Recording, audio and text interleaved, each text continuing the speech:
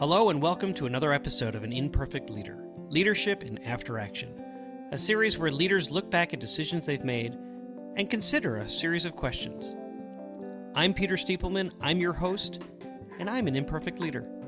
I spent more than 20 years teaching and leading, first in the Oakland Public Schools in Oakland, California, and then in the Midwest, Missouri to be exact, where I was a teacher and a principal and assistant superintendent and then the superintendent of the fourth largest district in the state.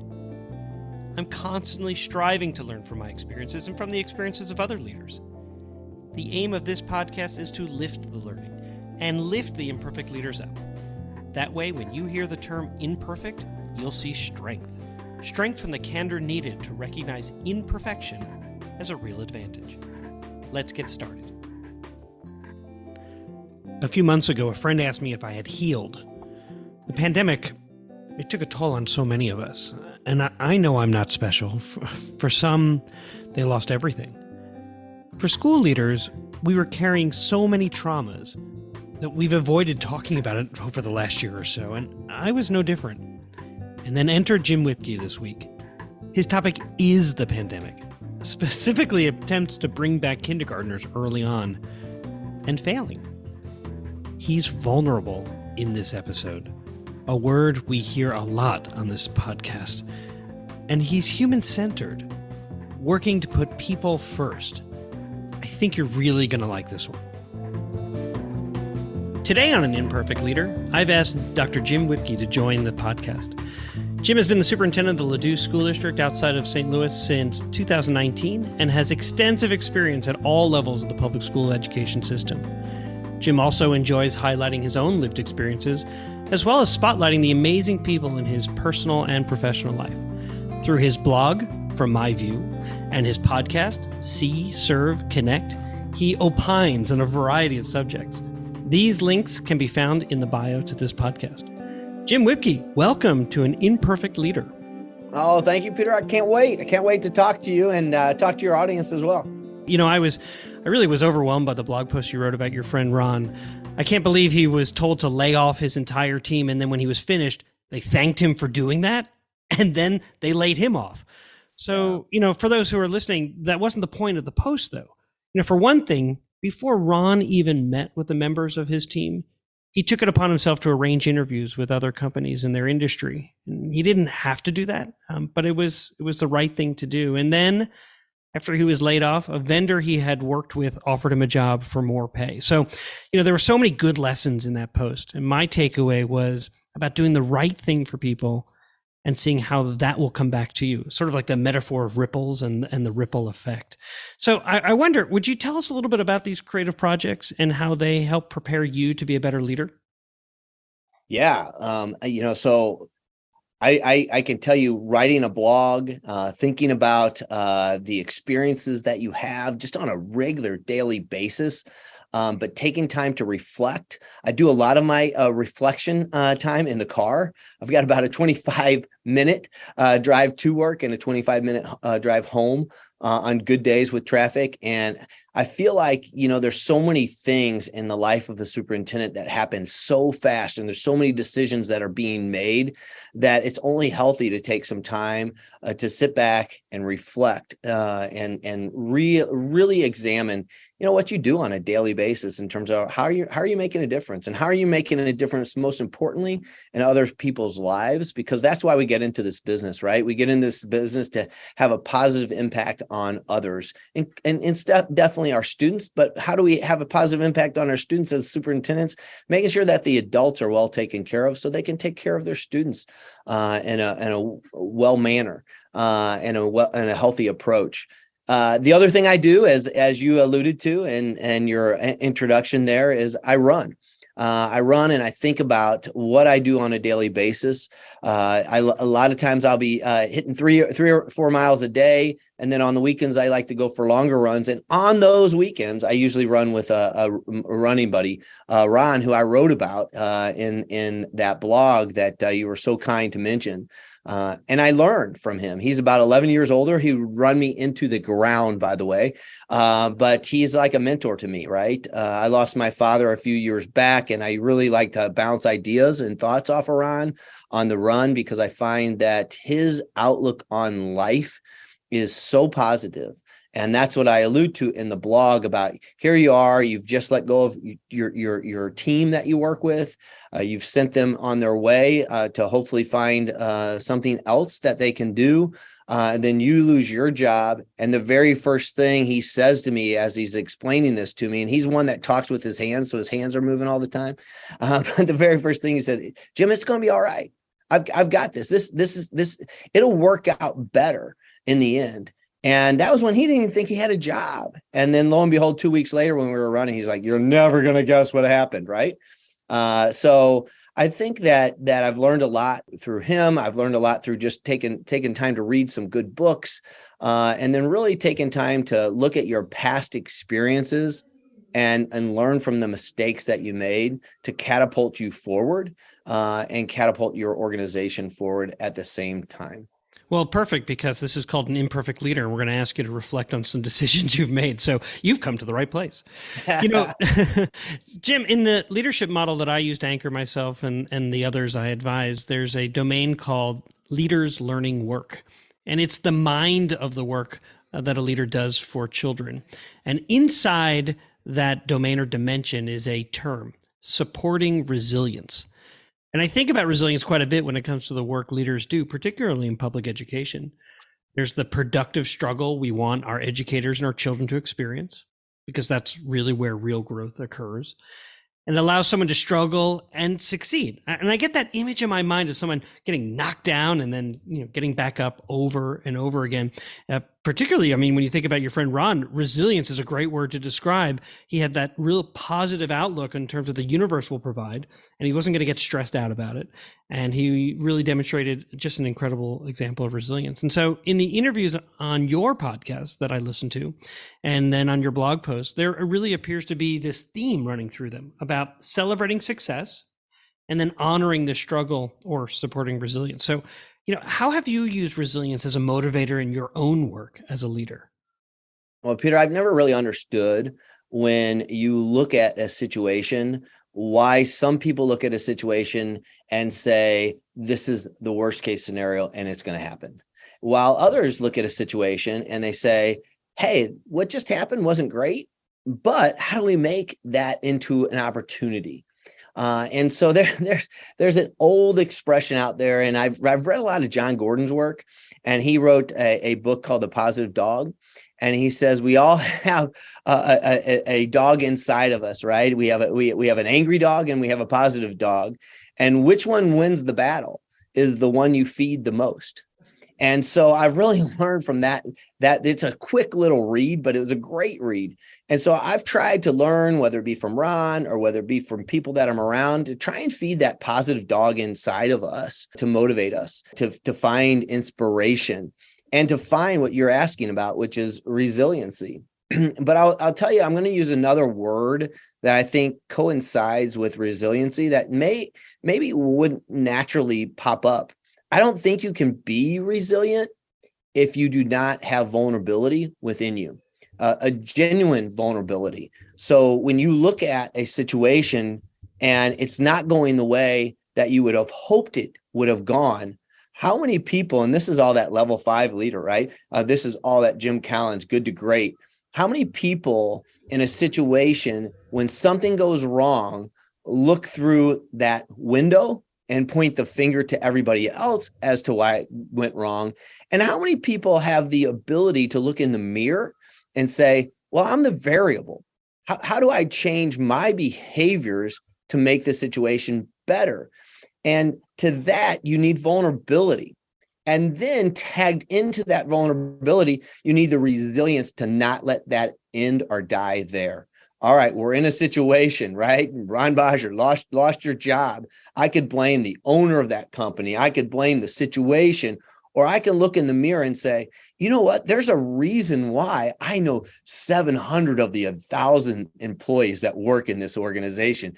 There's a reason why I can network better than anybody, because I've taken the time to build relationships. And there's a reason why I'm going to come out of this situation even better. And I think we're at that point right now, Peter, with the pandemic. And I'm going to talk probably a little bit about that a little bit later, but how many mistakes were made by all leaders, by everyone in connection with something that we didn't know what we were walking into with the pandemic. But not many of us were around in 1918 for the Spanish flu, right? Right. There's a good point in terms of what we've all learned. I look forward to knowing a little bit more about that when we get there. If it's all right, I'd like to just ask a question that I ask of every leader who comes on Sure. the podcast, and that is, how does the term an imperfect leader resonate with you? I think we all are, right? I mean, the second that we think we're perfect is the second we better retire right there. We're done, right? Drop the mic and get out, because you're always going to make mistakes, and you don't want a person in any kind of leadership role that's perfect. Again, you want somebody that's vulnerable, that's going to recognize their imperfections. And then the other thing that I think has to happen is, if you are vulnerable and you recognize your imperfections, what kind of team are you building around you to help you get through those imperfections that you have, that we all have, to better your organization? Yeah, I think that's a really interesting point, because I think as you build your teams, that there are more people willing and eager to work for a leader who identifies herself as imperfect. And they're craving the opportunity to try things, make mistakes, not be punished for them, and instead be encouraged to keep trying. As long as the moral focus and those compelling purpose have been identified, then everybody is really all on board in terms of what they're working towards. And we're going to try things and be okay that sometimes they just don't work out as much as we had hoped. An Imperfect Leader, Leadership in After Action, is supported by ILAA, a firm dedicated to supporting aspiring new and established leaders. For more information, please find them at human-centeredleaders.com. We're back for segment 2 of An Imperfect Leader, called Imperfect Leadership in After Action. My guest is Dr. Jim Wipke, the superintendent of the Ladue School District, a school district just located just outside of St. Louis. And in this segment, we ask our guests to deconstruct a decision they had to make and then discuss it. So, Jim, what happened? Well, I think there's a lot of decisions, right? When I'm looking at, imperfect decisions that I made, the list can be pretty long. So trying to go back and forth, a topic to chat with you and your audience about, we're in the middle of a $126 million bond issue. Our Prop L passed, thank goodness, to the good of our students, that we have a community that was willing to support us. And there's obviously some things I would definitely do different now that we're done with phase 1. But probably the thing that's nearest and most dear on my heart is just all the decisions that we had to make with the pandemic, right? And we tried really hard to get at least a start to our school year in 2020 with our kindergartners at least being able to come back. I don't know how it was for you, but we were actually in a situation where, we're being told by medical professionals we can't bring kids back, and we know what that means and how hard that's going to be. And, we tried to at least get our kindergartners back into the buildings, because knowing that how tough that is, and that they haven't even had exposure yet to school, and we couldn't make it happen. We tried to get bus transportation to work. We were even going to bring them back. The thought process was, you take your class of, 17, 18 kindergartens, divide them in half, and have, half days with our kindergartners. So that's half the amount of kids. It's less a chance of spread. And we tried to work backwards and forwards to make it happen. But there were issues with transportation. There was issues with staffing. There was all sorts of things that we just couldn't pull off. So we had to go back to our community and say, we tried, but we can't make that happen. And that was tough. And that was that was on top of the fact that at one point in time, and at that point, all of our board meetings were all Zoom. And I'll never forget, I'm getting ready to go back to our community after we told them we were going to try and get kids back, at least get our kindergartners back. And now I have to go back in front of our community. We have a total of 1,400 members of our community listening. And I'm having to say, we're not going to be able to come back to school at all with anybody. And knowing that I would have 700 people that might say, yeah, that's the right decision. And I would have 700 people that were going to say, that's the wrong decision. I can't believe you're making that decision, Dr. Wipke. And feeling like you're helpless in helping our kids. And that's something that I look back on, and I wish I could have made that happen, at least for our kindergartners, because I didn't want to take that experience from them or from their parents. It's a big deal when you're walking your kids to elementary school on that first day of school. You know, it's interesting that you are the first leader now in 10 weeks of my having done these interviews that was willing and interested in talking about the pandemic. So kudos to you. For most of us, there's sort of like a PTSD kind of thing when we think about police cars being outside our houses or signs, yard signs being put up all around the community. Because to your point, communities were absolutely split on what was the best way to go. And every one of us was trying our very best to kind of figure out, how can I provide an excellent education for children where they feel valued and honored and connected to school? And I know that you would be the first to sign on to say our teachers were marvelous. They did everything they possibly could to connect children. Our counselors, our principals, food services, custodians, everybody was doing their very best to try to find ways for children to be back at school. So here's your scenario specifically about kindergartners coming into school, having this real intent, a board that supported it. And as you work through the details, it just wasn't going to be possible. And as you look back on the decision you made in terms of first saying, yes, we're going to do it, and then next saying, man, it doesn't look like it's going to be able to work out yet, because you definitely got there, just not at that exact moment. What would you say was overlooked? You know, it was a timing piece, right? And so, you know, when you think about the fact that some of the decisions we were having to make had to happen like overnight, right? And trying to get this done for our kindergartners as this one example, and trying to make sure that our community was communicated with without being able to have enough time to work out all of the details. But you don't want to leave your community in the dark. You want to be transparent. It was a timing component to me that if it was overlooked or you know, if it was unavoidable, that we were trying to make sure that we were being transparent with our community, and trying to pull something off that in the end we just couldn't get done. So I would say it was a timing component mostly for us here in Ladue. And I do want to jump on what you just said about our teachers, our staff, and our community. Our community was, even though they were split and they were divided, they were understanding, they were patient. Our teachers were incredible throughout this entire process. I learned a lot from them. And you want to talk about resiliency? Take a look at our teachers for what they did. In particular, you can look at your classroom teachers, phenomenal. But think about the staff that's servicing students with an IEP and trying to get that done. So it was a remarkable effort by everyone involved. But to answer your question, Peter, it was really a timing piece with all of it and trying to be transparent. Yeah, I think it actually was a Ladue teacher. You know, I like to follow some remarkable educators around the state. I think there was a Ladue teacher who was actually doing sort of bedtime stories with her children, you know, with their class, where she was reading stories at night over Zoom. I mean, just the extent to which our educators worked hard to engage our kids. You use the term an IEP for those who are not familiar with education speech. That refers to special education services, an individualized education plan.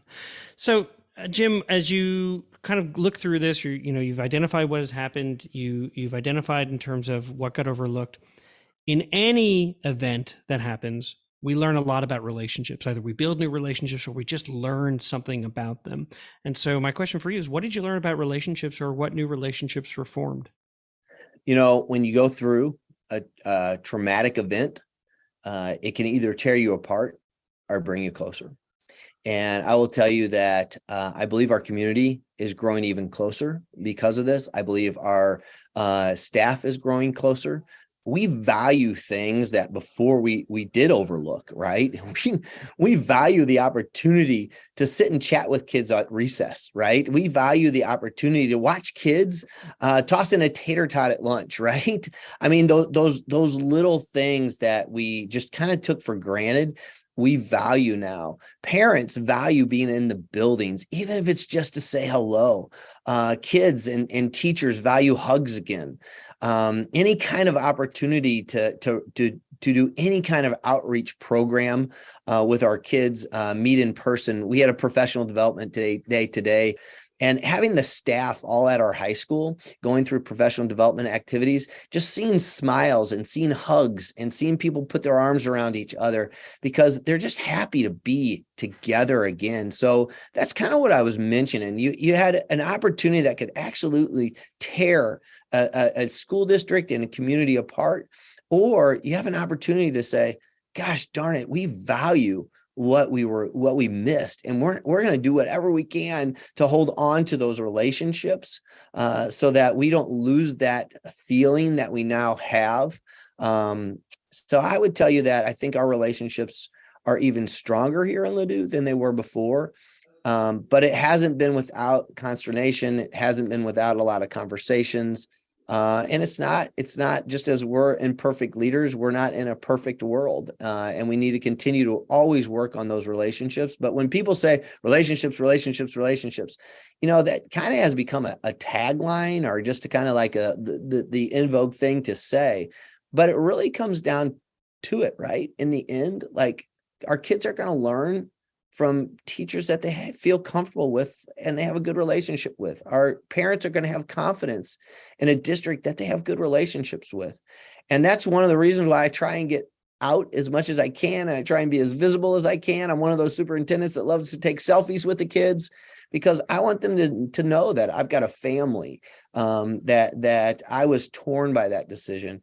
I can tell you, Peter, and I'm not too big of a person to say that, when I would go home at night and I'm a pleaser. I want to make sure that my community knows that I'm working hard for them. And there were plenty of nights I drove home with tears in my eyes because I didn't have our kids in school. And I was committed to doing whatever I could to get them back as fast as I could, with it being a healthy and a safe environment for them to learn in. So I think it all comes down to making those connections and making sure people really know where your true, authentic heart is. And that's what I work on every day. And that's why I do things like the blog, and I have our See, Serve, Connect podcast in our community to continue to foster and build positive relationships. So the next question in the series of questions is, what frustrated you?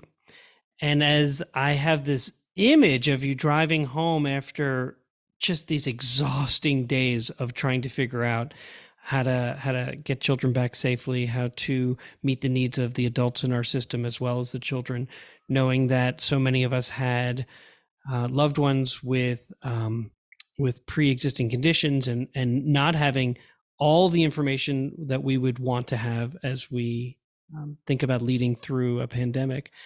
What was frustrating for you?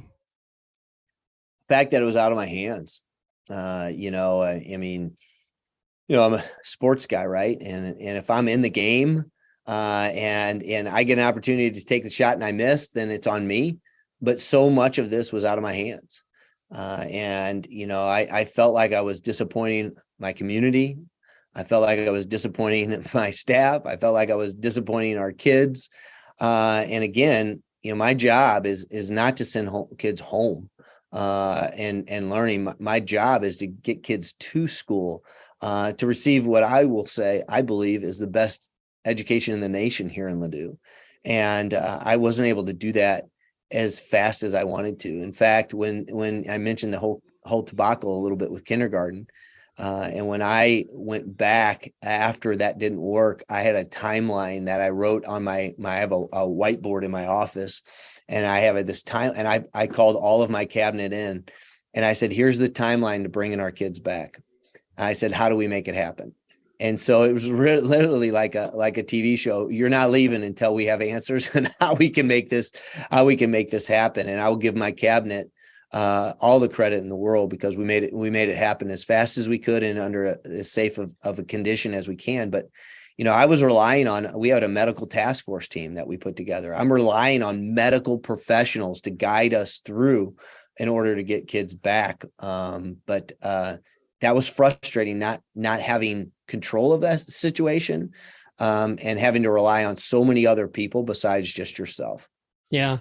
I have this image of you playing the role of Ed Harris in Apollo. Yeah, Failure is not an option. that's right.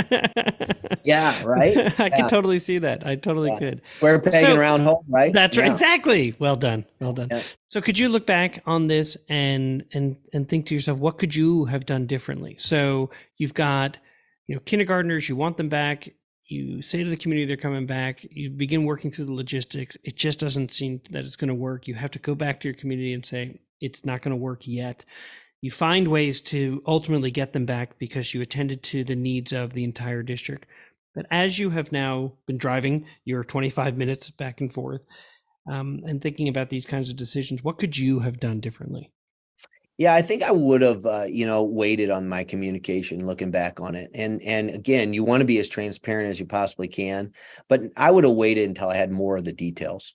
Our community is a wonderful community, and they will give you the shirt off their back to help you. But I in a scenario like that, you never want to mislead a community, right? You never want them to think that something's going to happen and it end up not happening. And so I would have waited, and I've learned from that, right? There would have been nothing, we could have communicated out. We're working on this. We don't know if we have all the logistics mapped out quite yet. And it may or may not be able to happen. And so that is probably something I would have done differently, is in terms of just my communication. And then I would have, taken a bit more time, if we could have found some time, quite honestly, to bring in a few more stakeholders, to try and map out the details a little bit more than maybe what we did. So then looking back, because in the end, something good always comes out of these experiences. Our learning is so valuable and it influences the way that we lead into the future. And so I'm wondering, what was something good, or how did you apply what you learned here to subsequent decisions? Because bringing back kindergartners was not the only decision, right? There are so many pieces to this pandemic. So I'm glad that you honed in on one. And so I'm curious, how did that experience improve the way that you led? Well, it caused me, that was one piece, right? One component, but it caused me to say, I need help. And how are we going to get that help? Although I'm an educational doctor, I'm not an infectious disease doctor, right? And so we were able to utilize our community in this area to put together a medical task force team. And that really helped guide our way. So I felt comfortable in what I was telling our community was sound from a medical standpoint, and that we could put together what I would call realistic timelines in terms of trying to get folks back, and get our students back. The medical task force team was invaluable to me, where it really helped guide a lot of decisions. I don't know if we would have made that decision to put that medical task force team together if we didn't have the first failure with trying to get kindergartners back, because that was a huge component. Hearing different data reports, reading different articles, reading different reports. I just needed to go to medical professionals that could help guide us along the way. Yeah, I remember getting an email from, I think he was a PhD in history, saying, this is what I read and you got to get the kids back. And I'd say, we're both doctors. But I don't think if we were to take the stand and anyone were to say, so doctor, are you a medical doctor? Are you an infectious disease doctor? Do you have a degree in epidemiology? Are you a virologist in any way, shape or form? No. And so it's really, that's a really good example of how you took this experience and you built new relationships with professional group in your community and probably throughout the state that helped. We similarly were able to utilize the people in your area in St. Louis and those in the Kansas City area who were incredibly generous with their time and their expertise to help guide our plans. Yeah.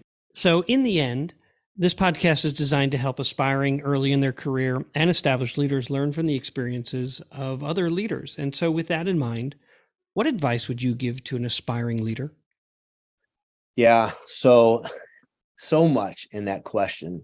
And thank you, first of all, for having me, because I know we're putting things on closure here. But in the end, I would tell you to take your advice.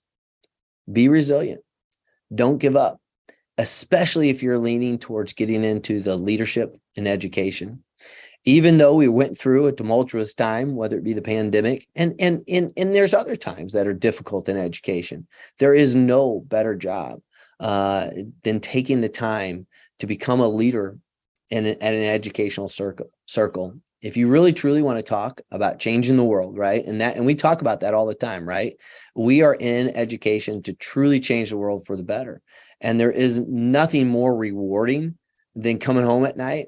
And I can remember, when I was a superintendent in another district, and we purchased $300,000 of Chromebooks, and the district I was in, that was one of the biggest purchases that they've ever had to help kids. And again, it sounds like I do a lot of crying on my ride home, but I was sobbing a little bit, because I knew that meant it was going to make a huge difference for those kids, and it was about decisions that we made.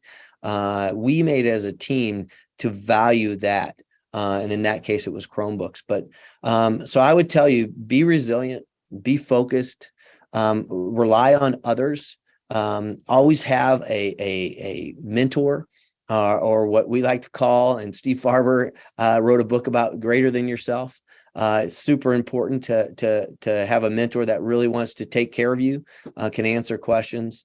But in terms of leadership in public school education, we need, listen to me really carefully, we need leaders in education. I would tell you, put your heart in the right place, and keep on working hard to find that leadership in yourself to help others. Such great advice. My guest again today was Dr. Jim Wipke. Jim, thank you for joining me today. Thank you for showing how human-centered leaders put people first. And I hope that you'll let Ron know that he's played a profound role in this podcast, because you start with the role that he played in terms of being that mentor. You end with advice saying, find yourself that mentor who will push you, who will challenge you, who will celebrate with you, and who will help you become the resilient leader that we all need to be. And so I just want you to know how much I appreciate you. Thank you so much. Thank you, Peter. Appreciate it. Music for An Imperfect Leader was written and arranged by Ian Varley. Sam Falbo created the Daruma doll butterfly artwork. Imperfect leadership is not a scarlet letter. It is a badge of honor. It recognizes that serving as a lead learner is about being a vulnerable leader, an empathetic leader, a compassionate leader. And I'm proud to be an imperfect leader, so I hope you'll join me next time for another episode of An Imperfect Leader, Leadership in After Action.